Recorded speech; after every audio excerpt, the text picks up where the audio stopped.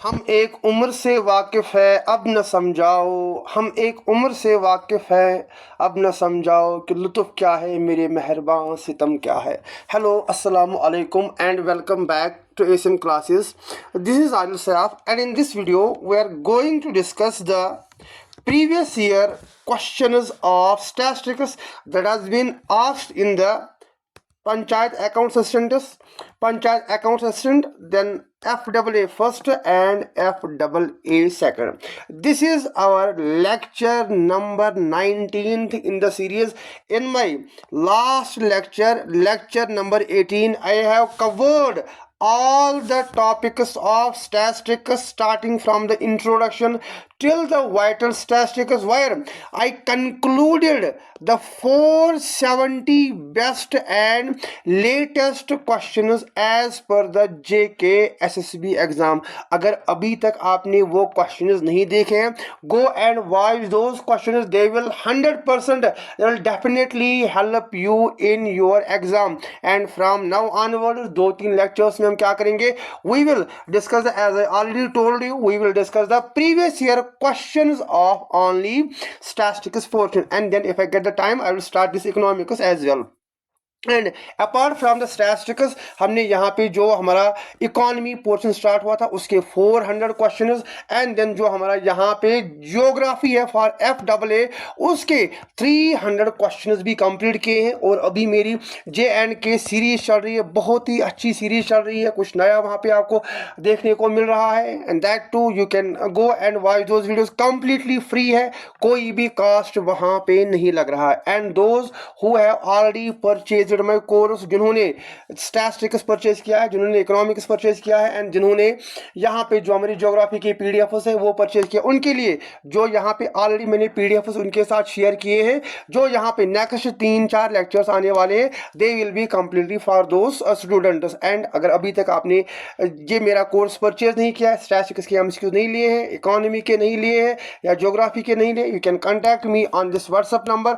हमने एक बहुत ही यहाँ पे मिनिमम कास्ट पे आपके लिए सारी पीडीएफ्स यहाँ पे ला के रखी है, ताकि आपकी प्रेपरेशन भी बूस्ट हो जाए और आपको यहाँ पे लिखना ना पड़े. अगर आप लिखना चाहते हो, if you are no money, आप क्या कर सकते हो, you can write down all the things. ठीक है, चलिए स्टार्ट करते हैं, देखते हैं. लेकिन हम पहले क्या करेंगे, वी विल डिस्कस द जो भी पंचायत अकाउंट सिस्टम में पूछा गया था वो क्वेश्चंस, उसके बाद FAA फर्स्ट जो 2022 में हुआ था, देन उसके बाद FAA सेकंड जो हमारा 2024 में हुआ था. अब देखिए यहाँ पे जो हमारा वेरी फर्स्ट क्वेश्चन है, होल्ड अ सेकंड. हाँ, द वेरी फर्स्ट क्वेश्चन. अब यहाँ पे क्या बताया जा रहा है, what happens to the shape of frequency polygon when the number of observations and classes increase.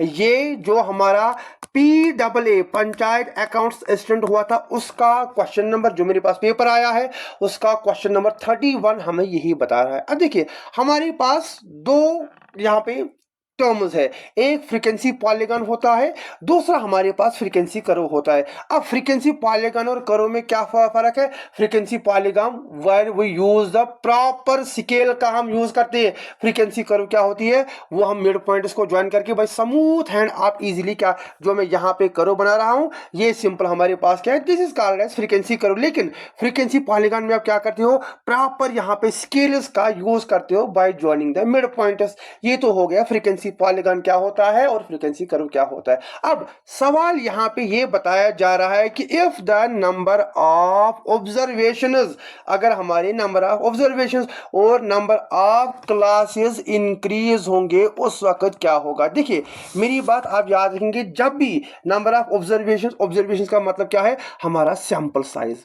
यहां पे आप याद रखेंगे जो हमारी नंबर ऑफ ऑब्जर्वेशंस है, यहां पे इसको कहने का ये मतलब है कि सैंपल साइज हमारा कितना है. एंड नंबर ऑफ क्लासेस का मतलब क्या है, यहां पे जो हमारा क्लास इंटरवल, अगर ये दोनों बढ़ जाएंगे उस वक्त क्या होगा, उस वक्त जो हमारी क्लास विड्थ है याद रखेंगे वो हमारी कम हो जाएगी. ये याद रखेंगे आप, क्लास विड्थ विल डिक्रीज,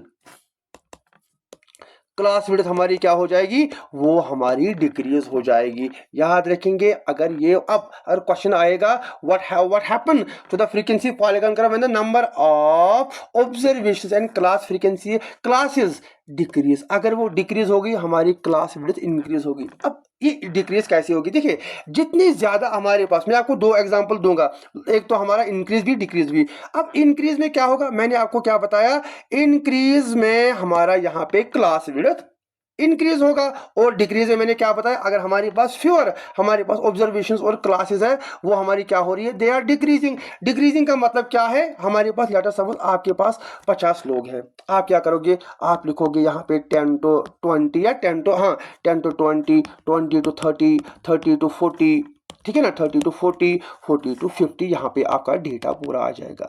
लेकिन ये तो हो गया हमारा क्लास विड्थ क्या हो रहा है, यहाँ पे हमारा क्लास विड्थ यहाँ पे इंक्रीज हो रहा है। अब सवाल क्या है, यहाँ पे हमारा अगर डेटा 50 के बदले आपके पास डेटा 50,000 पॉपुलेशन है, क्या आप इतना लिख पाएंगे, हम क्या करेंगे, हम लिखेंगे यहाँ पे छोटा छोटा सा, यहाँ पे हम क्या लिखेंगे, यहाँ पे हम इसको छोटे छोटे, अगर हम यहाँ पे देखेंगे ऐसे, जो यहाँ पे 500 से लेकर 1000 तक, ये छोटा हो गया क्योंकि इसमें 20 ही आ रहे थे, और इसमें कितना आ रहा है, इसमें हमारे 500 आ रहे हैं। देन 1000 से लेकर 1500 तक, 1500 से लेकर 200 तक, इसमें क्या हो रहा है, इसमें हमारा क्लास विड्थ हम डिक्रीज क्यों कर रहे हैं, ताकि यहाँ पे हमारा मैक्सिमम डेटा आ सके। और जब भी आप ऐसा करोगे हमारे पास क्या निकलेगा, हमारे पास जो फ्रीक्वेंसी पॉलीगॉन की करोगे it tends to becomes increasingly smooth. अभी इंक्रीज क्यों होगा, क्योंकि हमारे पास यहाँ पे जो क्लास इंटरवल्स है वो डिक्रीज हो गए। अगर क्लास इंटरवल्स ये डिक्रीज हो गए, उससे क्या होगा, जो हमारा यहाँ पे फ्रीक्वेंसी है वो हमारा यहाँ पे ज्यादा बढ़ जाएगा, इट टेंड्स टू इंक्रीज, वो यहाँ पे हमारा ज्यादा बढ़ जाएगा। आई होप इतना आपको समझ आ गया होगा। देन वी हैव, उसके बाद जो हमारे पास सेकंड, उसके बाद we have question number second, question number second नहीं है ये, क्वेश्चन नंबर 33 है। Let us assume that a student is chosen from a random sample of 80 students। उसका मतलब हमारे पास n कितना है, n हमारे पास टोटल नंबर ऑफ स्टूडेंट्स वो हमारे पास 80 है, आउट ऑफ विच 30 है ऑप्टेड फॉर मैथ्स। अगर हम यहाँ लिखेंगे n, जो आपका प्रोबेबिलिटी का कंसेप्ट है, मैं यहाँ पे p नहीं लिखूंगा, मैं यहाँ पे m लिखूंगा, क्योंकि यहाँ पे किसकी बात हो रही है, मैथ्स की। वो कितना है, वो हमारा यहाँ पे 30 है। देन जो हमारी प्रोबेबिलिटी ऑफ यहाँ पे फिजिक्स कितने बच्चे ले रहे हैं, वो यहाँ पे 20 बच्चे ऑप्ट कर रहे हैं। एंड देन बोथ कितने ले रहे हैं, वो हम लिखेंगे m यूनियन, यहाँ पे m इंटरसेक्शन आएगा, m इंटरसेक्शन p, जो हमारे यहाँ पे दोनों ले रहे हैं वो हमारा 10 आ जाएगा। या तो आप इस तरीके से इसको कर सकते हो, या आप किस तरीके कर सकते हो, आप यहाँ पे क्या कर सकते हैं, दोनों तरीके। हम यहाँ पे वेन डायग्राम बनाएंगे, वेन डायग्राम, ये तो हमारा एक हो गया, ये हमारा दूसरा हो गया। इसको मैं क्या नाम दूंगा, इसको हम यहाँ पे मैथ का नाम देंगे, और इसको हम ये वाला हमारा फिजिक्स। अब बोथ कितने ले रहे हैं, यहाँ पे हमारा 10 आएगा, दैट ऑप्टेड फॉर बोथ, 10 आ गया। देन यहाँ पे फिजिक्स कितने 20, यहाँ से हमारा 10 आ जाएगा। जो मैथ्स था, मैथ्स 30 था, लेकिन यहाँ पे 20 प्लस 10 हो गया 30। इसका मतलब जो हमारा टोटल वैल्यू है वो कितना है, हमारा टोटल वैल्यू हमारा 40 है। इसका मतलब यहाँ पे ये निकलता है कि 40 ऐसे बच्चे हैं जिन्होंने दोनों सब्जेक्ट्स को निकला है, दोनों सब्जेक्ट्स को चूज किया है, एंड 40 आर दोज जिन्होंने यहाँ पे कोई सब्जेक्ट चूज ही नहीं किया है, नाइदर उन्होंने यहाँ पे both they didn't opt for both the subjects. अगर नाइदर आएगा हमारा आंसर कैसे निकलेगा, ये तो हमारा क्या हो गया, फेवरेबल आउटकम, क्योंकि 40 आर फेवरेबल, वो हमारा क्या हो गया, favourable outcome. 40 divided by total number of outcomes कितने हैं, टोटल नंबर ऑफ आउटकम्स हमारे 80 है। अगर हम इसको करेंगे, ये वाला और ये वाला कट गया, 1 डिवाइडेड बाय 2 हमारा आंसर आ जाएगा।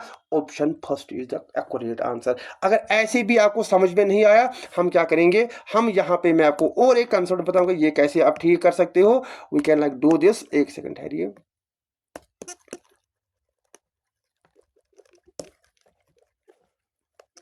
आई होप आपको ये ऑलरेडी समझ आ गया होगा, लेकिन फिर से मैं आपको ऐसे करके, ये तो वेन डायग्राम से सबसे इजी, ऐसे ही आप क्वेश्चन करोगे जिससे आपको जल्दी हो जाता है। देन यहाँ पे जो हमारी फॉर्मूला है, हमें क्या निकालना है, हमें यहाँ पे प्रोबेबिलिटी निकालनी है। लेकिन प्रोबेबिलिटी निकालने के लिए हम पहले क्या करेंगे, यहाँ पे फेवरेबल नंबर ऑफ आउटकम निकालेंगे। हम क्या करेंगे, एक सेकंड, हम यहाँ पे एक काम करेंगे, ये तो हम वापस ले जाएंगे, हम यहाँ पे लिखेंगे एम, ये जो हमारा एन है, एन जो आपकी प्रोबेबिलिटी है ए यूनियन बी। लेकिन ए यूनियन बी हमारे पास क्या है, एम यूनियन पी, यही तो हमारा निकालना है। ये कितना है, ये हमारा 30 है। ऑलरेडी आपको ये फार्मूला होगा, ये probability of A plus probability of B minus probability of A intersection B. मैं सेम वही फार्मूला यहाँ पे यूज कर रहा हूँ।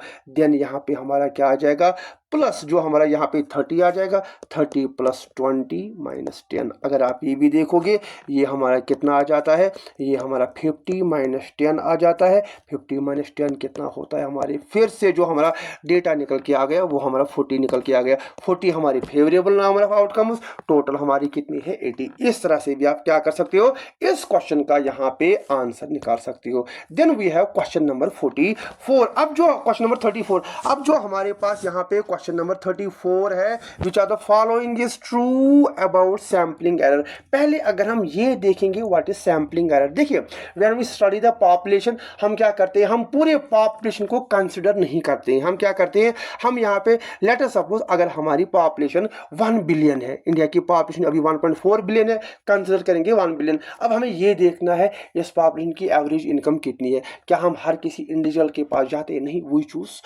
सैंपल। हम क्या करते हैं, ग्रुप ऑफ पीपल को हम लेते हैं। लेट अस सपोज ये सैंपल कितना है, इस सैंपल में हमारे पास 10 लाख लोग हैं। कितने हैं, 10 लाख लोग। हाइपोथेटिकल एग्जांपल ये आप समझ लीजिए, यहाँ पे हमारे कितने हैं, we have 10 lakh people and on the base of those people we conclude that India का जो पर कैपिटा इनकम है वो हमारा इतना निकलता है। लेकिन क्या ये 100% सही है, this is not 100% accurate, that is called as, इसको सैंपलिंग एरर यहाँ पे बोला जाता है। सिंपली आप याद रखोगे, ये एक ऐसा एरर होता है, स्टैटिस्टिकल एरर होता है जो आकर होता है। क्यों, क्योंकि रिसर्चर क्या करता है, वो यहाँ पे सैंपल को चूज करता है इंस्टेड ऑफ एंटायर पॉपुलेशन।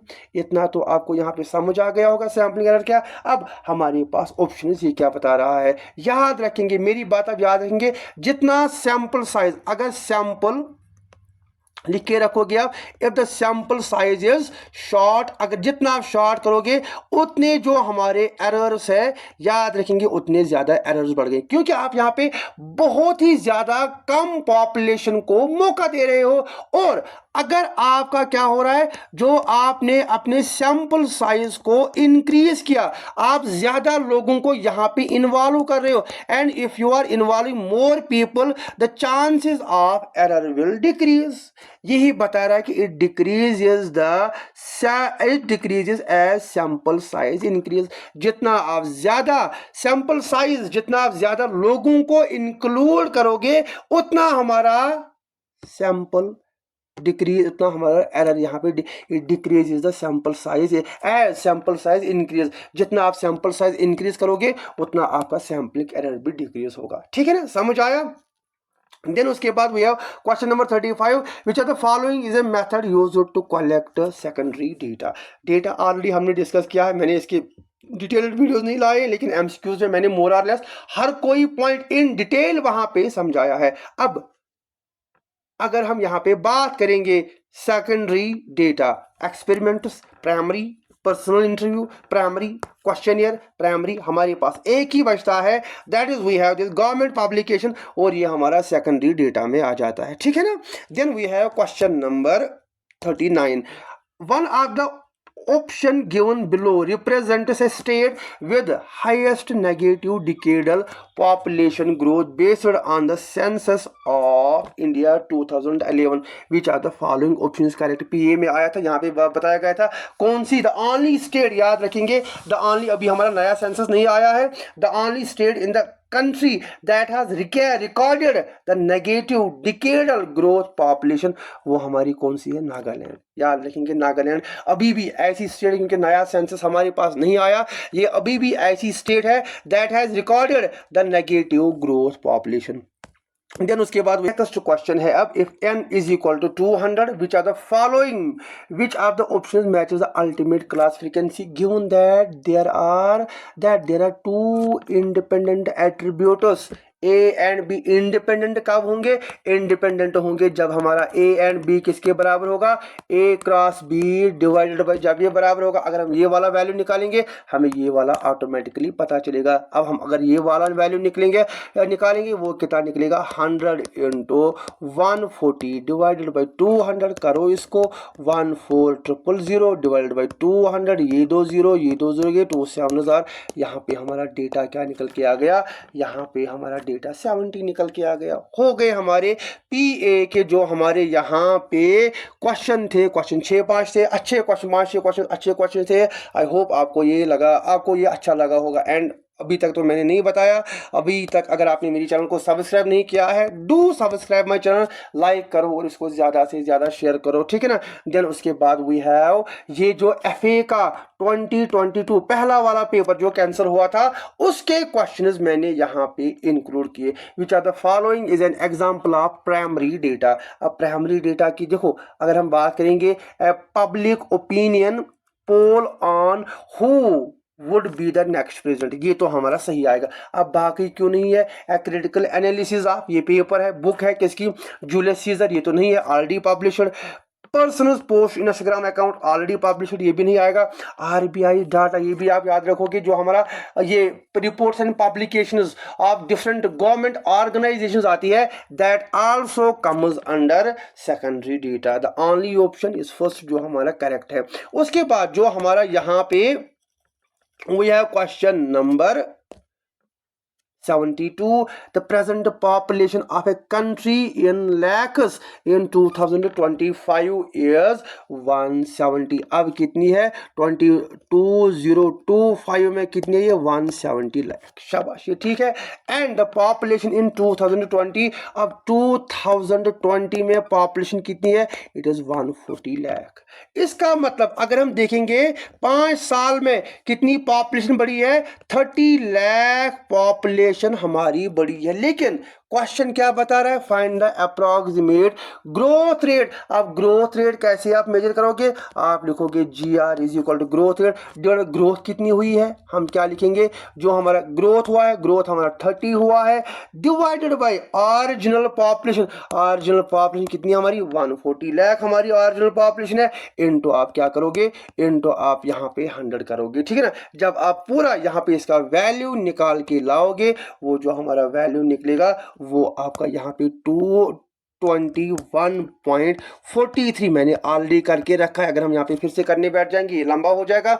मैंने सिंपल यहाँ पे क्या किया है? यहाँ पे मैंने इसको करके रखा। एंड क्लोज ऑप्शन जो हमारे पास आएगा दैट इज 21% हमारी पॉपुलेशन इस टाइम पीरियड में बढ़ जाती है। देन उसके बाद we have question number 7। Question number 7, Ram and Shyam task 3 unbiased questions. 3 unbiased questions को टास्क किया है इन्होंने। Shyam wins if he gets at least 2 tails. अगर इसको क्या मिलता है? 2 टेल्स। अब मुझे बताओ श्याम कैसे जीतेगा? Find the probability that Shyam Venus. अब देखिए कितनी कॉइन्स को टास्क किया गया है? हमारे पास 8 कॉइन्स को टास्क किया गया है। अब इनको ऐसे लिखोगे एच एच एच, यहाँ से लिखोगे टेल टेल टेल। यही तो हमारे या तो हेड आएगा या तो टेल आएगा। यहाँ से हम लिखेंगे एच एच एच टेल, यहाँ से टेल टेल और हेड। हो गई हमारी 4। देन यहाँ पे एच टी एच, यहाँ पे टी एच टी, ये इजी ट्रिक है यहाँ से। देन एच टेल टेल और यहाँ पे टेल हेड हेड। अब मैंने 8 बार क्यों लिखा? अगर आपको याद होगा जो यहाँ पे इन केस ऑफ प्रोबेबिलिटी जो हमारे टोटल आउटकम्स होते हैं, टोटल आउटकम्स कितने होते हैं हमारे? 2 रेज़ पावर n। अब कितनी कॉइन्स को टास्क किया है? 3, 2 रेज़ पावर 3, वो कितने होते हैं? 8। यही 8 मैंने प्रॉपर यहाँ पे लिखे हैं। अब ये 8 आपके कैसे आ सकते हैं? देन उसके बाद at least come as come to Shyam wins at least 2 coins यहाँ पे क्या आ जाएंगी? उनमें यहाँ पे टेल होगा। आज देखेंगे टेल कितने क्वांटिटीज में, इसमें भी एटलीस्ट टू से ज़्यादा भी हो सकता है, इसमें भी हमारे पास 2 है, इसमें भी हमारे पास 2 है, इसमें भी हमारे पास 2 है। सही है, इसीलिए मैंने ये लिखा ताकि आपको ये और ज़्यादा क्लियर हो जाए। दैट मीन्स हमारे पास जो टोटल फेवरेबल आउटकम्स है, फेवरेबल आउटकम्स हमारे पास कितने हैं, वी हैव फेवरेबल आउटकम्स, वो कितने हैं 4, लेकिन टोटल आउटकम्स कितनी है 8। करो प्रोबेबिलिटी हमारी कैसे निकलती है, probability of an event is equal to number of, एक सेकंड ठहरिए, नंबर ऑफ, ऐसे में लिखूंगा, ये मैं नहीं लिखूंगा, नंबर ऑफ फेवरेबल आउटकम्स। अब फेवरेबल आउटकम्स कितनी है हमारे 4 डिवाइड बाई टोटल आउटकम्स। जरा इसको करो 4 1 जार 4 2 जार 1 डिवाइड बाई 2। हमारा सही ऑप्शन कौन सा बन जाता है, ऑप्शन नंबर फर्स्ट। ये समझ आया, हमने सिर्फ इतना बोला 3 अनबाइस्ड क्वेश्चन। आप जो हम आपकी और एक फार्मूला है, जो वो फार्मूला होती है उसका, आई गेस ये जो हमारा 1 3 3 1 ऐसे भी कर सकते हो, यहाँ से हेड लिख सकते हो, यहाँ से टेल लिख सकते हो, लेकिन मैंने ऐसे क्यों किया ताकि आपको यहाँ पे कोई डाउट न रह जाए मैं ये क्वेश्चन कैसे सॉल्व कर रहा हूँ। टोटल नंबर ऑफ आउटकम्स याद रखोगे 2 rays power n, 2 rays power n 3 है, 3 आएगा, 4 आएगा, 4 लिखोगे, 5 आएगा, 5 लिखोगे। एंड यहाँ पे देखा मैंने कुछ ऐसी सिचुएशंस है जहां पे हमारा क्या हो रहा है, जहां पे आपका टेल जो हेड जो है वो 2 बार 4 बार यहाँ पे हमारा रिपीट हो रहा है। ये हो गया हमारा क्वेश्चन नंबर 74। देन उसके बाद we have question number 75। In a frequency distribution, the median and mean is 12 and 13. Find the mode. अगर ऐसा क्वेश्चन आएगा आप क्या याद रखोगे, जो हमारा मोड किसके बराबर होता है, ये हमारा 3 मीडियन माइनस 2 मीन। आप ऐसे याद रखोगे यू आर 2 मीन, ठीक है ना, 3 मीडियन माइनस 2 मीन। अब मीडियन कितना है हमारा, median we have 12 and mean we have 13। अब इसको करो 12 इंटू 3, एक सेकंड ठहरिए, 12 इंटू 3 नहीं, 3 इंटू 12, देन माइनस हम क्या करेंगे, माइनस हम यहाँ पे 2 इंटू 12 का 2 इंटू 13 हम यहाँ पे ये, एक सेकंड ठहरिए, 12, हाँ 2 इंटू 13, ये हमारा 12 इंटू 3 कितना होता है 36, माइनस 12 इंटू 13, 2 इंटू 13 कितना होता है 26। अब जब आपका डिफरेंस, आप इसको डिफरेंस निकालोगे हमारा आंसर क्या निकलेगा, हमारा आंसर यहाँ पे 10, जो हमने यहाँ पे ए पार्ट लिख के रखा है, हमारा यहाँ पे 10 आंसर निकलेगा। ये आपका सही हो जाता है। सिंपल क्वेश्चन है, ये फार्मूला आप क्या करोगे, ये formula as it is important formula है, इसको आप याद रखोगे। अब सवाल इतना ही नहीं है, अगर आपका मोड आया, अब अगर यहाँ पे मीन आया आप मीन भी निकाल सकते हो इस फार्मूला से। अगर यहाँ पे मीडियन आया आप क्या कर सकते हो, you can find out the median, mean और तीनों फार्मूला हमें सिर्फ यहाँ पे पता होना चाहिए। देन उसके बाद we have question number this 76। In India around कितने 17,25,918 people will die from dengue in, ये एक बीमारी है, in 2022। The population of India in 2022 is, वो हमारी इतनी है। फाइंड द मॉर्टेलिटी रेट, हमें यहाँ पे क्या फाइंड करना है, हमें यहाँ पे मॉर्टेलिटी रेट फाइंड करनी है। अब जरा मुझे बताओ मॉर्टेलिटी रेट पर 1000 कितनी होती है, मॉर्टेलिटी रेट पर 1000, मॉर्टेलिटी MR लिखूंगा मैं पर 1000, ठीक है ना, पर 1000 वो कितनी बराबर होती है, वो हमारे total deaths divided by total population into 100। यही तो हम करते हैं ना, मॉर्टेलिटी पर डेथ्स हमारा टोटल डेथ्स कितनी है, वो टोटल पॉपुलेशन कितनी है इनटू 1000, ऐसे निकालते हैं, पता होगा आपको मॉर्टेलिटी कैसे निकाला। देन हमारे डेथ्स कितने होंगे 17,25,980 डिवाइडेड बाई यहाँ पे 13500 व 50 एंड 1230, यहाँ पे इन तो हम क्या करेंगे, इन तो हम यहाँ पे 1000 करेंगे। अब 1000 ये 3 0 गए, ये 0 गया, बाकी जब आप इसका वैल्यू निकाल के आओगे, आप इसको फाइंड आउट करोगे, वो जो हमारा वैल्यू निकलेगा दैट विल बी 1.8 -28%। हमारा ऑप्शन बी इसका यहाँ पे सही आंसर आएगा 1.28। प्रैक्टिकल हमने करके दिखा है। अब ये सवाल सिर्फ 2022 का नहीं है। अगर ऐसा ही क्वेश्चन जो आपका नेक्स्ट FA होने वाला है in the month of November, 15 of November को होने वाला क्वेश्चन आ सकता है, आप क्या करोगे, प्रॉपर वे में ये क्वेश्चन आप अटेम्प्ट कर पाओगे। ठीक है ना। ये हमारा क्वेश्चन नंबर 76 हो गया। देन उसके बाद वी हैव क्वेश्चन नंबर 17। अब देखिए, if any two attributes A and B, AB is less than A into B divided by n। देखिए हमारे पास ये ऐसी फॉर्मूला है, ए बी किसके बराबर है, A into B divided by n। जो दूसरा हमारे पास आता है A B less than A into B divided by n, then A B greater than A into B divided by n। अब अगर ये आएगा इसका मतलब क्या होता है, इसका मतलब इंडिपेंडेंट, लेस देन आएगा इसका मतलब होता है नेगेटिवली एसोसिएटेड, और ग्रेटर देन आएगा देन इसका मतलब क्या होता है, पॉजिटिवली एसोसिएटेड। दैट मीन्स अगर यहाँ पे लेस देन जो हमारा ए बी है, मेन अल्टीमेट फ्रीक्वेंसी है, जो हमारी अल्टीमेट फ्रीक्वेंसी है, ये अगर इसके बराबर आएगी देन इंडिपेंडेंट, अगर लेस देन होगा नेगेटिवली एसोसिएटेड। यहाँ पे किसकी बात की जा रही है, लेस देन की बात की जा रही है, देन यहाँ पे क्या होगा, ये हमारा नेगेटिवली एसोसिएटेड होगा। उसके बाद वी हैव क्वेश्चन नंबर यहाँ पे 78। Which are the following is not a characteristics of consumer price index का यहाँ पे वो फीचर ही नहीं है helpful in measuring the purchasing power of money. पढ़ा हमने, 100% सही है।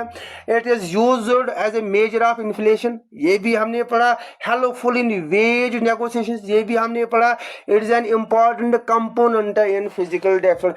फिजिकल डेफिसिट ये तो बजट का एक कंपोनेंट होता है, जहाँ पे हम पढ़ते हैं फिजिकल डेफिसिट के बारे में, बजटरी डेफिसिट के बारे में, बारोइंग्स के बारे में, गवर्नमेंट बारोइंग्स, ये इसके साथ आएगा ही नहीं। That means option D is incorrect. उसके बाद which are the following is not a type of questionnaire, इसमें से कौन सा क्वेश्चनियर नहीं है। देखिए as far as this question is concern, मेरी बात आप याद रखेंगे, अगर आपने नहीं लिखा है you will write down it. हमारे पास क्वेश्चनियर, इस क्वेश्चन के हिसाब से 4 टाइप्स ऑफ क्वेश्चंस होते हैं। कितने होते हैं, वी हैव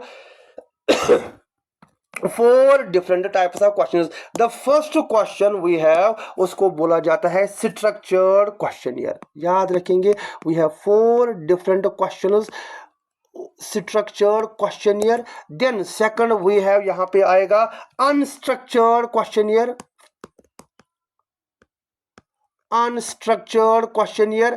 थर्ड हमारे पास आएगा disguised questionnaire, हाँ यही है, disguised questionnaire। And fourth we have, वो हमारे पास आ जाता है undisguised questionnaire।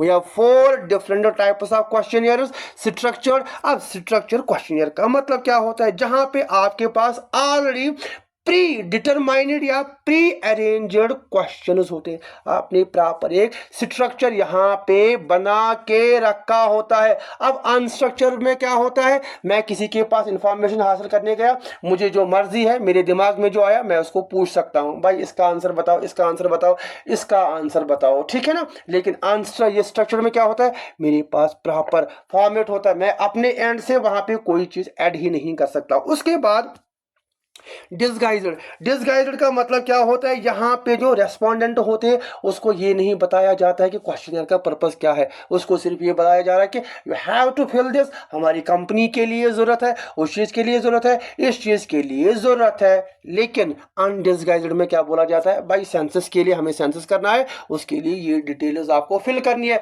यहाँ पे पर्पस के बारे में हमें पता होता है। देन उसके बाद इन्हीं चारों को हम क्या कर रहे हैं, आपस में मिक्स करते हैं और हमारे पास नए क्वेश्चनियर का सेट निकल के आ जाता है।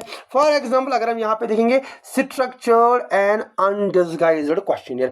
अब स्ट्रक्चर्ड एंड अनडिसगाइज्ड, एक तो प्री अरेंज्ड है और दूसरा जो इन्फॉर्मेंट है, रेस्पोंडेंट है, he is aware about the purpose of the survey।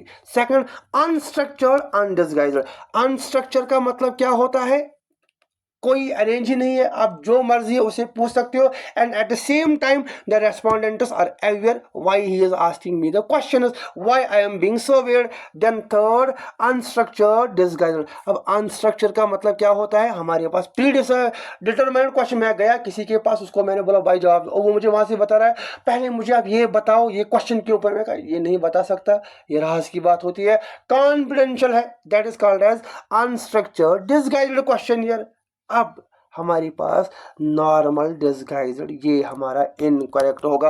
अब इनकरेक्ट क्यों हुआ ये, क्योंकि अगर आप देखोगे नॉर्मल तो हमने यहाँ पे इन चीज़ों में कहीं पे बात ही नहीं की, नॉर्मल हमारा कहाँ से आएगा, दैट मीन्स ये क्वेश्चन हमारा क्या होगा, ये ऑप्शन हमारा यहाँ पे रॉन्ग होगा। उसके बाद we have question number 89, then we have last question जो हमारे FA पहले पेपर में आया था, that is we have question number 79 and 80 find the median. सबसे इजी क्वेश्चन है, आपको क्या करना है, आपको यहाँ पे मीडियन फाइंड आउट करना है। अब यहाँ पे हमने आंसर दे के लिखा है, इसको छोड़ो आप। अब देखिए मीडियन कैसे आप फाइंड करोगे, फॉर द पहले सबसे हम क्या करते हैं, हम यहाँ पे डेटा को इन प्रॉपर वे में अरेंज करते हैं। हम यहाँ पे लिखेंगे सबसे छोटा 5, देन उसके बाद आई गेस 8 आएगा, 8 के बाद वी हैव यहाँ पे 12, 12 के बाद वी हैव आई गेस यहाँ पे 8 12, हाँ, देन वी हैव 15, 15 के बाद वी हैव यहाँ पे 17, ये भी आ गया 8 5 12 आ गया हमारा, यहाँ पे 15 आ गया, 17 आ गया, 17 के बाद वी हैव 21,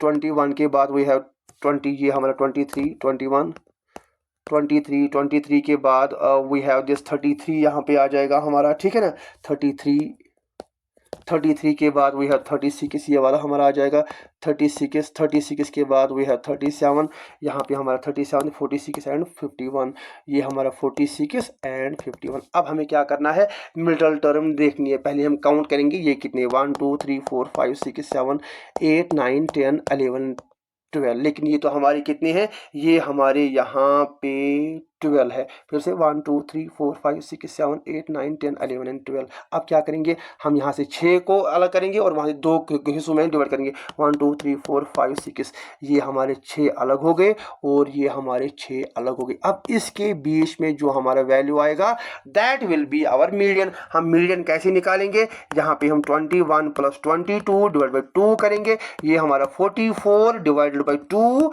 और वो हमारा कितना है, वो हमारा यहाँ पे 22 हमारा सही एंड करेक्ट आंसर यहाँ पे बन जाएगा, ठीक है ना। उसके बाद आई होप आपको ये समझ आ गया होगा।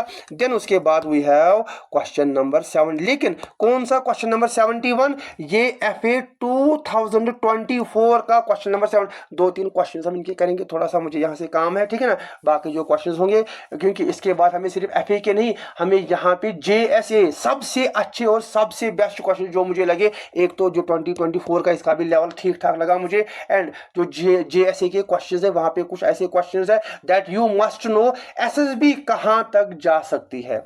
Secondary data is primarily sourced from, कहाँ से आप सेकेंडरी डेटा सोर्स कर सकते हो, अवेलेबल, पब्लिकली अवेलेबल डेटा से आप क्या कर सकते हो, इसको यहाँ पे ले सकते हो, पब्लिकली अवेलेबल डेटा। ये पॉइंट हम क्या करेंगे, एज इट इज इसको याद रखेंगे। Then what is an example of primary data collection method. अब प्राइमरी डेटा कलेक्शन मेथड की यहाँ पे बेस्ट एग्जांपल क्या आएगी, कंडक्टिंग सर्वेज एंड इंटरव्यूज। देखो सर्विंग एग्जिस्टेड रिसर्च पेपर तो हमारा सेकेंडरी आ जाता है, census data secondary, reviving census data revive की बात की जा रही है, हिस्टोरिकल रिकॉर्ड सेंसस में आ रहा है, हमारा सिर्फ ये यहाँ पे क्या आ जाएगा, ये हमारा प्राइमरी डेटा में आ जाएगा। देन उसके बाद वो है क्वेश्चन नंबर 73, कंसिडर, देखो बहुत अच्छा क्वेश्चन है ये, consider the following statements regarding the questionnaire. अब देखिए स्टेटमेंट्स क्या है हमारे पास, questionnaire collected data by asking respondents to different set of question, नहीं डिफरेंट सेट ऑफ क्वेश्चन, ये टर्म हमारी गलत है, क्यों, क्योंकि यहाँ पे same set of question, company ने एक सेम सेट ऑफ क्वेश्चन बनाया, 100 कॉपीज उन्होंने बनाई। अब 100 कॉपीज वो क्या कर रहे हैं, they are distributing those 100 question among the 100 employees. Different नहीं है, क्योंकि अगर वो क्या करेंगे, हर किसी को अलग अलग अलग यहाँ पे, देन जो हमारा मेन मकसद होगा, जो कोर होगा, वो हमें कभी यहाँ पे हासिल ही नहीं होगा। हम क्या कर रहे हैं, सेम सेट ऑफ क्वेश्चंस यहाँ पे लिख रहे हैं और वही सेम सेट ऑफ क्वेश्चंस क्या कर रहे हैं, आगे फॉरवर्ड करें, ताकि हमें ये पता चले इंडिविजुअली लोग क्या सोचते हैं। ये हमारा गलत, इसका मतलब ये भी गया, ये भी गया हमारे पास, बी तो हमारे पास सही आएगा, अब ये डिस्कस करने की जरूरत नहीं है। फिर भी हम देखते हैं the validity and reliability of data you collect and the response rate you achieve depends largely on the design of your questions. 100% अगर क्वेश्चंस अच्छे होंगे, रेस्पॉन्डिंग होंगे, अगर इन्फॉर्मेंट को लग रहा है कि नहीं ये ठीक है, मैं रेस्पॉन्ड कर सकता हूँ, तो आपका जो रेस्पॉन्स रेट है वो यहाँ पे बढ़ जाएगा। अब if it is going against his emotions, वो क्या करेगा, वो यहाँ पे जवाब नहीं देगा। ये तो हमारा ठीक है। Then collecting the data without a plot test, collecting the data without a plot test of all questionnaire, ये तो हमारा गलत है। अब गलत क्यों है, क्योंकि आपको क्या करना है, जब भी आप क्वेश्चन पेपर, जब भी आप क्वेश्चनियर सेट करते हो, पहले आप उसका एक प्रीटेस्ट करते हो। जब प्रीटेस्ट के बाद जो आपके अदर दिस कोलीग्स होते हैं, जब वो कहेंगे हाँ ठीक है, देन आप क्या कर सकते हो, आगे बढ़ सकते हो। देन ये तो हमारा सही आ जाएगा, क्योंकि दो हमें गलत करने थे, हमें सिर्फ दो ऑप्शन चाहिए, that is we have option number D, B and D is the correct option. Then उसके बाद we have question number 70. We have this question number 74, which are the following statement regarding tabulation is false.